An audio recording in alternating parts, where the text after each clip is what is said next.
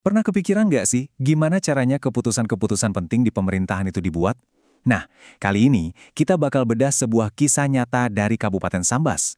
Di sana, data itu bukan lagi cuma deretan angka di kertas, tapi jadi fondasi buat mengubah total cara kerja pemerintah. Coba bayangin deh sejenak. Gimana jadinya kalau setiap kebijakan, setiap rupiah anggaran yang keluar, setiap rencana pembangunan itu semua dasarnya adalah data yang valid, bukan lagi pakai asumsi atau sekedar kayaknya begini lebih baik.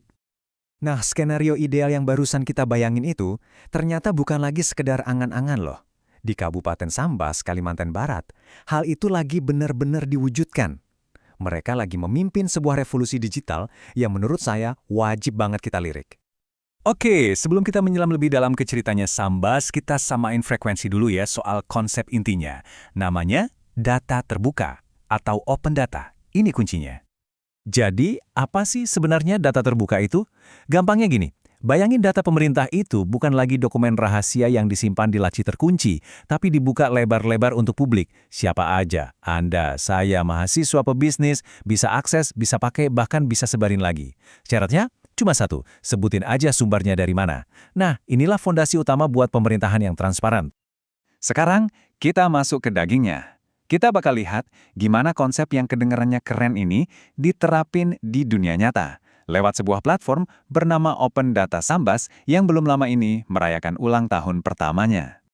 Dan inilah dia bintang utamanya, opendata.sambasgo.id.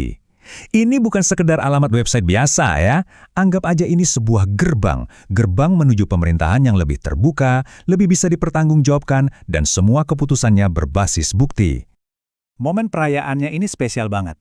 Diluncurkan Agustus 2024, platform ini pas banget umurnya 1 tahun di Agustus 2025, barengan sama semangat perayaan 80 tahun kemerdekaan Indonesia. Ini bukan kebetulan, ini kayak simbol kemerdekaan informasi untuk publik. Tentunya, inisiatif sebesar ini butuh landasan hukum yang kuat. Semuanya diatur lewat peraturan bupati. Tujuannya apa? Jelas banget, supaya nggak ada lagi tuh yang namanya data versi Dinas A beda sama versi Dinas B. Tujuannya adalah menciptakan satu sumber data tunggal yang akurat dan terpadu buat semua kebutuhan pembangunan. Oke, pertanyaannya sekarang, setelah setahun jalan platform ini beneran ada yang pakai nggak sih? Daripada kita nebak-nebak, mending kita biarkan angkanya yang bicara. Dan siap-siap ya, karena angka-angkanya ini cukup bikin melongo. Kita mulai dari angka yang paling penting. Lebih dari 64.000 pengguna. Ini bukan cuma angka orang yang iseng ngeklik loh. Ini adalah bukti nyata kalau masyarakat, akademisi, sampai pelaku usaha itu benar-benar haus dan butuh data yang dibuka oleh pemerintah. Ada permintaan yang real untuk transparansi. Sekarang lihat isi dari platformnya. Ini bukan data asal-asalan, ada ratusan katalog data dan puluhan ribu detail data. Artinya apa? Ini menunjukkan keseriusan Pemkab Sambas. Mereka nggak cuma sekedar buka data, tapi mereka juga mastiin data itu terstruktur, berkualitas, dan ngikutin standar nasional. Ini bukan proyek main-main. Tentu aja, angka-angka sekeren itu nggak muncul dari langit. Di balik layar, ada kerjasama tim yang solid banget. Yuk kita intip sedikit siapa aja sih pahlawan di balik kesuksesan ini? Kutipan dari PLT Kepala Diskominfo ini menurut saya ngena banget. Beliau bilang ini lompatan besar. Kenapa? Karena ini bukan cuma soal bikin website. Ini soal mengubah budaya kerja. Dari yang tadinya ya biasanya juga begini, jadi tunggu-tunggu, datanya bilang apa? Itu beda banget. Dan inilah orkestra di baliknya. Coba bayangin alurnya ya, dinas-dinas ini jadi produsen data, mereka yang punya data mentahnya. Terus ada BPS sebagai pembina yang mastiin datanya standar dan berkualitas. Lalu Diskominfo sebagai wali data, yang mengelola dan menyajikan datanya di portal.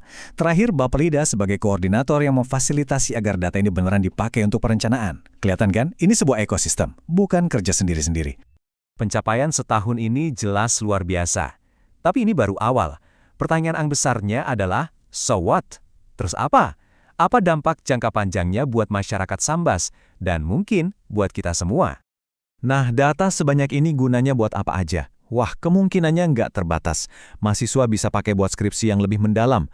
Pengusaha bisa lihat potensi pasar baru. Para developer bahkan bisa bikin aplikasi. Misalnya aplikasi buat mantau progres pembangunan jalan di desa kita. Dan yang paling penting, kita sebagai warga biasa bisa ikut ngawasin dan mastiin setiap rupiah anggaran dipakai berdasarkan bukti yang kuat. Jadi inti dari semua ini sebenarnya adalah apa yang dilakukan Sambas itu bukan cuma sekedar ngejalanin peraturan. Ini adalah sebuah investasi. Investasi jangka panjang buat ngebangun fondasi pemerintahan yang modern, di mana pemerintah dan warganya bisa duduk bareng, berdialog, dan membangun daerahnya pakai data yang sama-sama mereka punya. Ini membawa kita ke pertanyaan penutup yang paling penting. Dan ini saya tujukan langsung untuk Anda. Dengan data yang sekarang terbuka lebar dan jadi milik kita semua, seandainya di daerah Anda ada akses data seperti ini, inovasi apa yang bakal Anda ciptakan buat bikin lingkungan sekitar jadi lebih baik? Coba deh pikirkan.